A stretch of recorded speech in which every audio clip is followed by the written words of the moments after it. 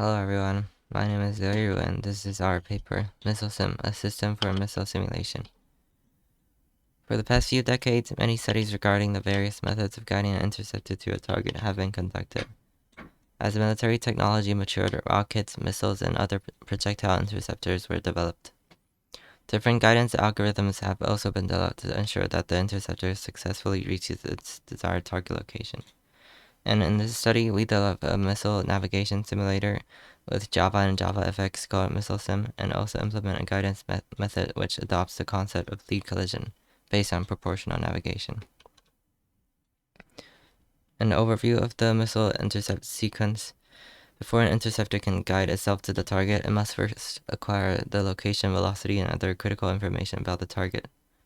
There are three main categories of target acquisition, which include active, semi-active, and passive. Active ones include the AIM-120 AMRAAM and the AIM-9 Sidewinder. Semi-active ones include the AIM-7 Sparrow, and passive ones include the AGM-88 HARM. After acquiring a target, the missile now has to guide itself to the target location for successful interception. So one of the most basic methods would be pure pursuit, in which an interceptor points directly at the target at all times. So let me turn the pointer. This red triangle would be the interceptor, and this blue diamond would be the target. At time 0, it points directly at the target. Time 1, 2, time 2, 2. And then it will follow this sort of parabolic path to the target, it leads to a tail chase scenario if the interceptor misses the target on its first pass. So you can imagine if at time 2 the interceptor doesn't hit, goes around, and turns back and keeps on following it. So this may not be the most effective at hitting a target, since upon final approach, sharp angles are created between the target heading and the interceptor heading. So trying to address some of these issues, another method was developed called proportional navigation, in which an interceptor curves to ensure constant angle of line of sight. So line of sight would be this line from the interceptor to the target. So this black line and this gray line and this gray line. So here's the equation for proportional navigation, in which the angular acceleration is the proportional constant times the closing velocity and the rate of change of the line of sight measured by the interceptor. So, also here, the interceptor heading would be the proportionality constant times the angle of the line of sight. So when it equals, so when the line of sight doesn't change, this equals 0, and the angular acceleration also equals 0. So the interceptor stops turning. So an interceptor following proportional navigation would have this parabolic path, but then it smooths out and then goes in a straight line to the collision point. So you can see unless n is infinite, there will always be a period of time in which the interceptor just turns slowly, and you can make the turn faster by increasing the proportionality constant, but unless it's infinite, there will always be a time in which it just turns and doesn't point at the collision point. So our proposed method calculates the collision point at that specific time and then commands the interceptor to turn directly and then follow the straight line directly to the collision point. So here's our proposed guidance law, in which the interceptor predicts and turns towards the calculated impact point spontaneously, so there's no delay. So to calculate the impact point, we first take the velocity of the target and plot the point after a certain amount of time, and then draw a circle around that point. The radius of the circle would be the velocity of our interceptor, in this case r, and then we see if the line of sight intersects or is tangent to the intercept window. If it is not, and the intercept window is smaller, like that, then interception is not possible.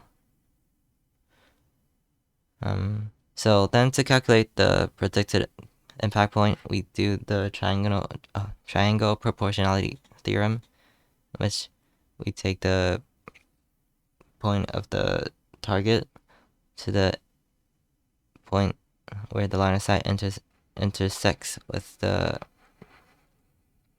intercept window, and then to the point of the target after a certain amount of time. And this triangle we scale up to match the whole line of sight, and then there would be the collision point.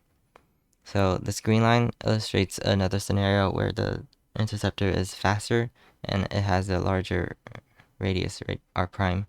So that would be the intercept window. It'll be larger. So the triangle proportionality theorem would apply with this triangle, and then scaling up would be here. So this illustrates a faster interception.